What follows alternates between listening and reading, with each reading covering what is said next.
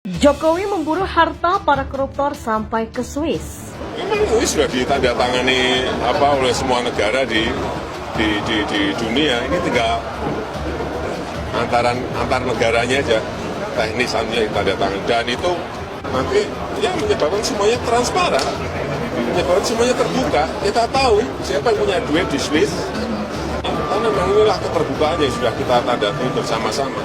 Ya, secara normatif ini akan sangat bermanfaat bagi Indonesia karena selama ini problem kita adalah kesulitan menjangkau dan mendalami lebih lanjut dugaan pidana korupsi, money laundering maupun perpajakan ketika melibatkan negara-negara yang merupakan tax haven seperti Swiss. Nah, dengan adanya MLA ini tentu akan menjadi sangat bagus karena secara praktis kita dapat meminta bantuan untuk pelacakan, perampasan, pembekuan, bahkan pemulangan aset apabila terbukti dari investigasi secara pidana itu diputuskan bersalah. Dan tentu dengan adanya bantuan hukum timbal balik dengan negara Swiss, tentu penegakan hukum kita bisa akan sampai pada tahap pelacakan dan penyitaan aset-aset yang hasil dari kejahatan itu. Tetapi kalau kita bicara mengenai aset recovery, bicara mengenai hasil tindak pidana korupsi, tentu bayangan kita tentu pada kasus-kasus yang terjadi pada masa Orde Baru yang tentu itu nilai kerugiannya sangat besar ya. Presiden Jokowi adalah kepala negara yang tidak pernah berhenti dalam membuat gebrakan demi kepentingan bangsa dan negara Indonesia. Dalam masa pemerintahannya, beliau bekerja keras untuk memajukan negara Indonesia dengan menjalankan program pembangunan yang menitik beratkan pada pembangunan infrastruktur seperti pembangunan LRT dan MRT, jalan tol, bandara, bendungan, tol laut, PLTU dan sebagainya. Namun gebrakan yang beliau lakukan tidak berhenti sampai di situ. Selain pembangunan infrastruktur, Presiden Jokowi juga memberikan dukungan atas pemberantasan korupsi yang dilaksanakan oleh KPK.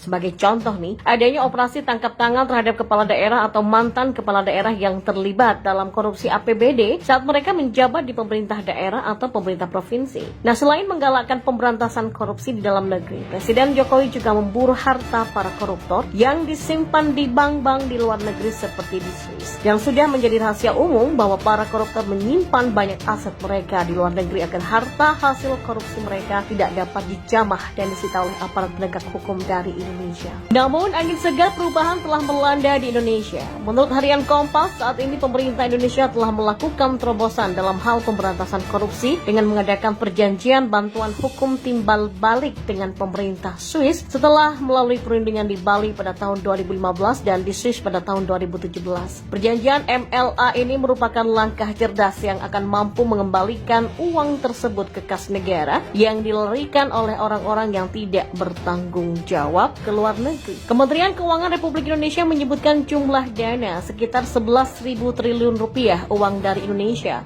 yang ternyata disimpan di luar negeri termasuk di Swiss. Seandainya uang itu bisa kembali ke Indonesia, maka bisa digunakan untuk mewujudkan kesejahteraan rakyat kita.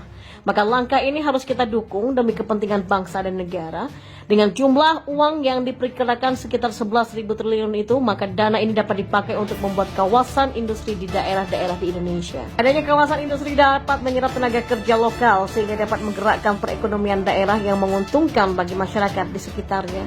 Contohnya kawasan industri di Pulau Batam. Tentunya dana ini juga dapat dipakai untuk membuat kawasan industri yang lain di Indonesia, sehingga negara kita tidak terlalu tergantung dengan modal dari negara lain. Misalnya di daerah Morowali ada kawasan industri yang mampu menyerap 25.000 tenaga kerja berkat adanya investasi dari China atau Tiongkok. Swiss merupakan negara yang termasuk golongan negara surga pajak atau tax haven. Faktor-faktor yang membuat banyak orang kaya di dunia tertarik untuk menyimpan harta mereka di negara tersebut adalah pajak korporasi yang rendah, minimnya praktek korupsi, mampu menjaga rahasia keuangan para nasabahnya dalam komitmen kuat pemerintahannya pada penegakan hukum, dan dengan adanya perjanjian MLA antara Indonesia dengan Swiss tentunya akan mempersulit para koruptor dalam melarikan dan menyimpan aset-aset mereka ke Swiss.